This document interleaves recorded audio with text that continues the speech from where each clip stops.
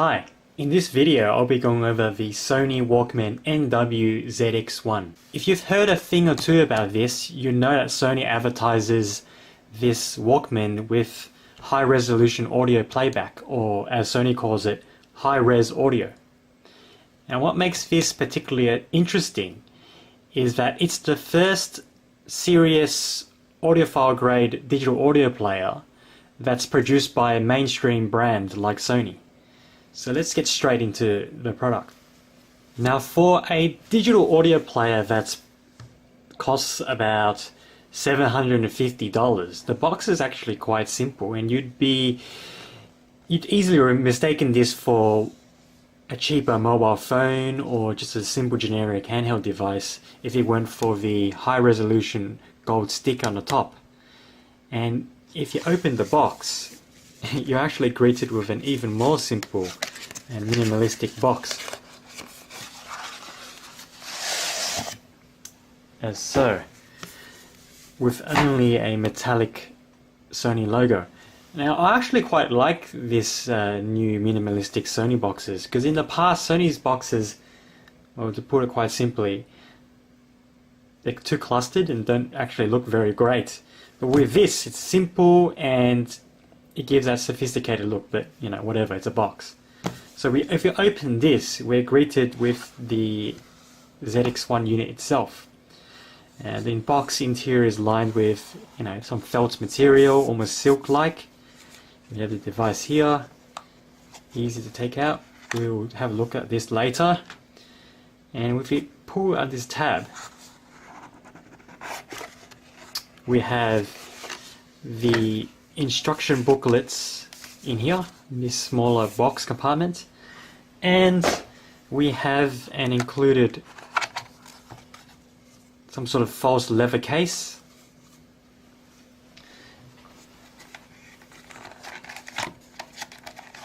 proprietary Walkman data cable and charge cable, that's also USB of course, and some dust caps. Now you may have just noticed that Sony hasn't actually included any earphones with the package, and you might think, well, you're paying $750 to $800 for a digital audio player, so why isn't Sony throwing in some earphones?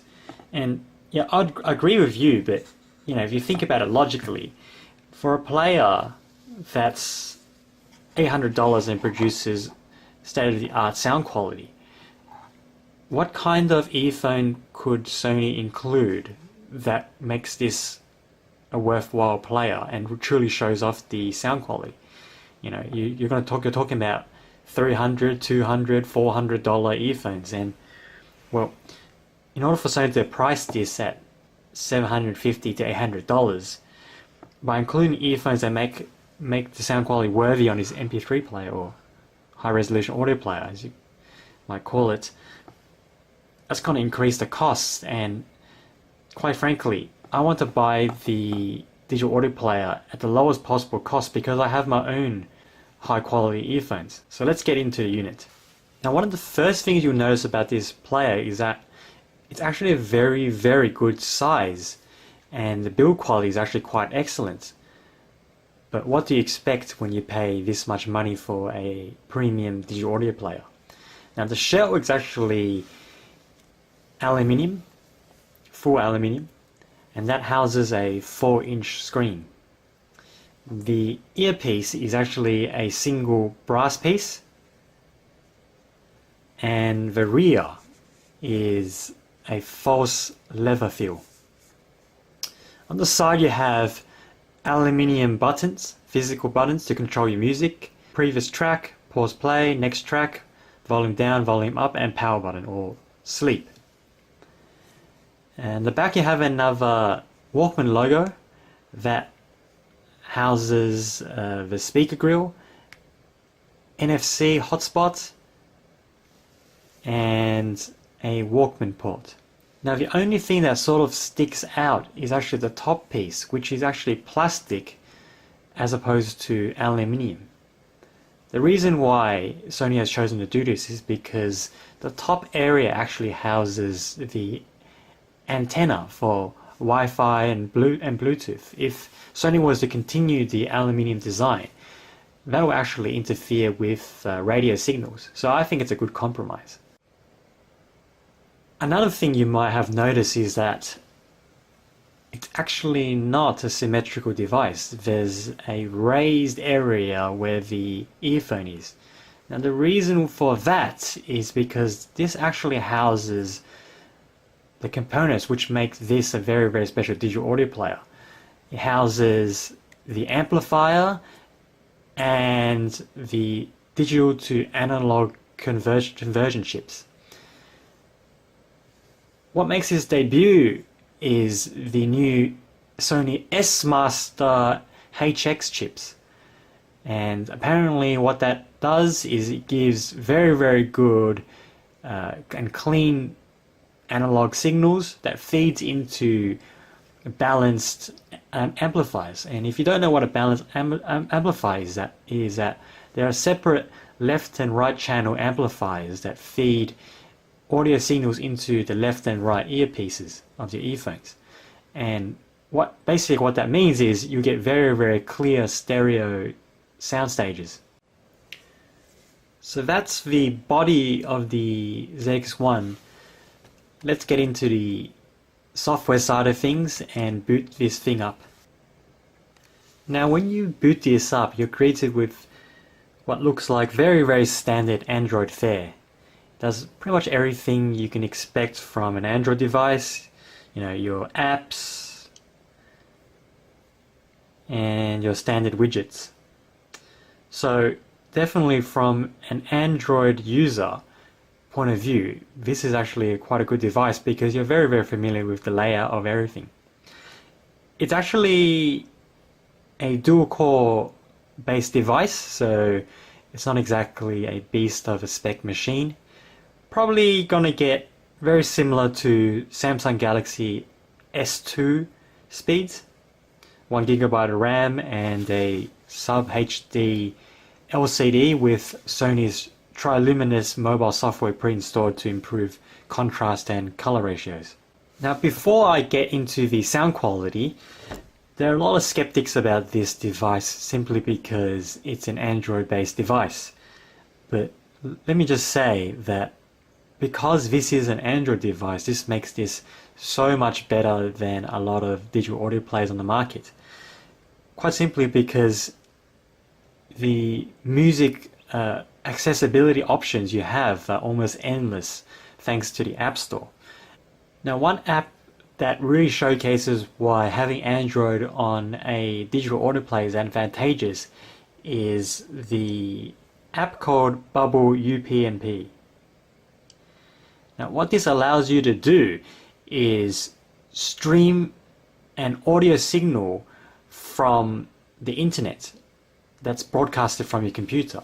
So basically you can have access to your large terabyte hard drive of music anywhere in the world. So if you had a large wireless data plan on your mobile phone, you can tap it to this and basically listen to any high resolution audio anywhere you want. So what I have here is we're on my Windows computer and I've actually loaded the FuBar program and put in a few high resolution Michael Jackson bad tracks. I've launched the UPnP app on the Sony ZX1 and connected to my wireless internet. So if we go back to the Windows computer and select the device, it would detect the Walkman. And if I select that and then play a track, I'll just select this.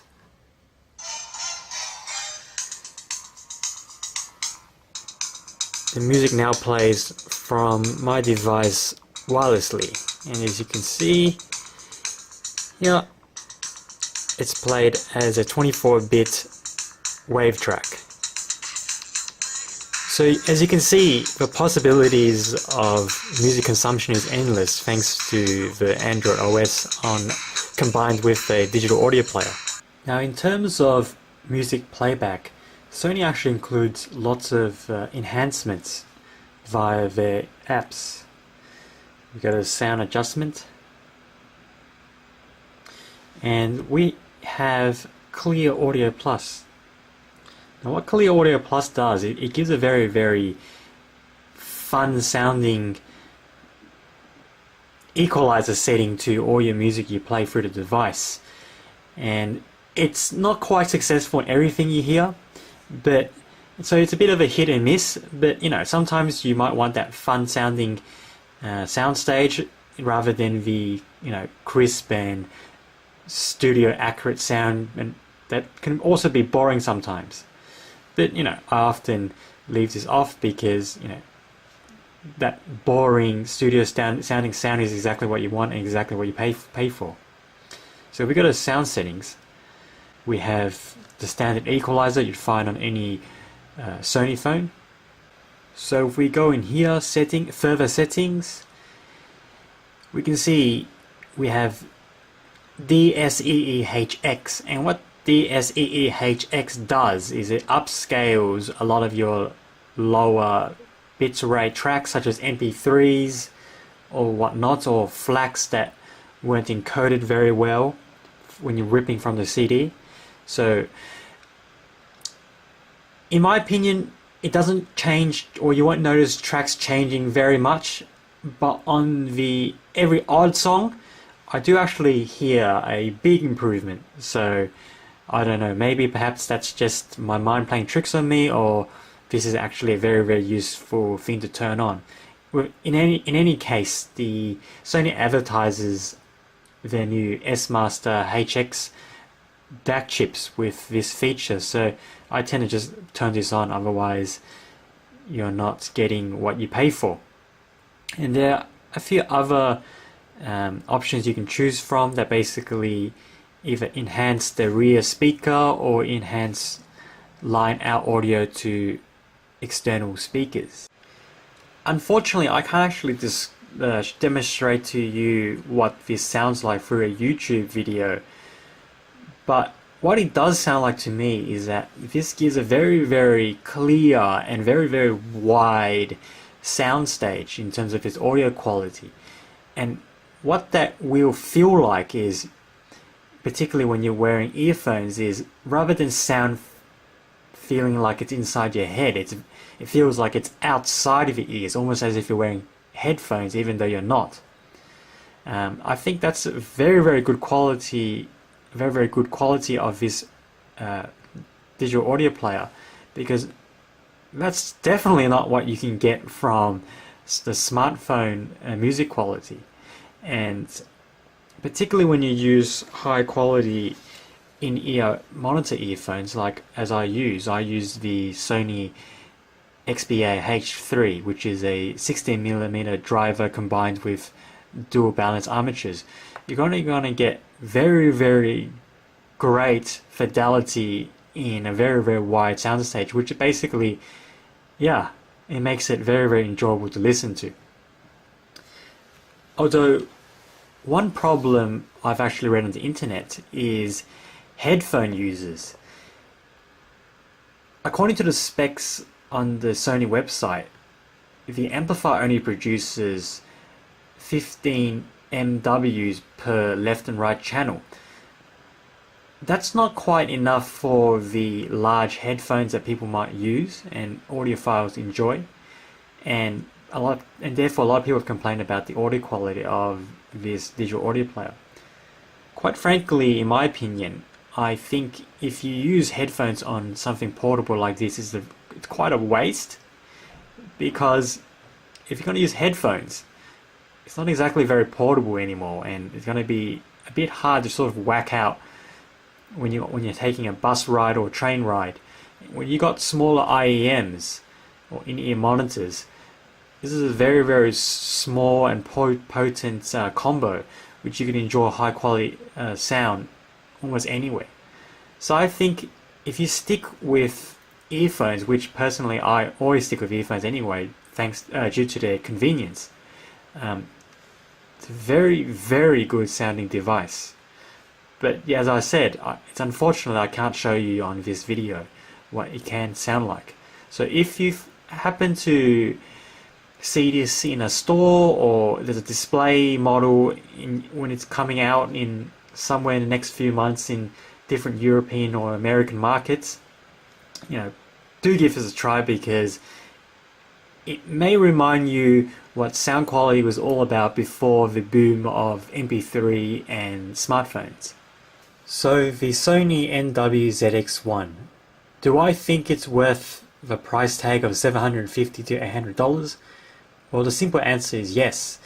If you're looking for a very, very high quality digital to audio player that's several levels beyond the audio quality of any smartphone, you're definitely going to get your money's worth, because compared to the niche brands, low volume niche brands that you can get for the same price, you're not going to get sound quality equal to this audio player's level. So if you're looking for a very, very streamlined digital audio player that uses a OS or software that you're familiar with, this is definitely a great choice. So thanks for watching, and I hope this video has changed your opinion of the Sony ZX1.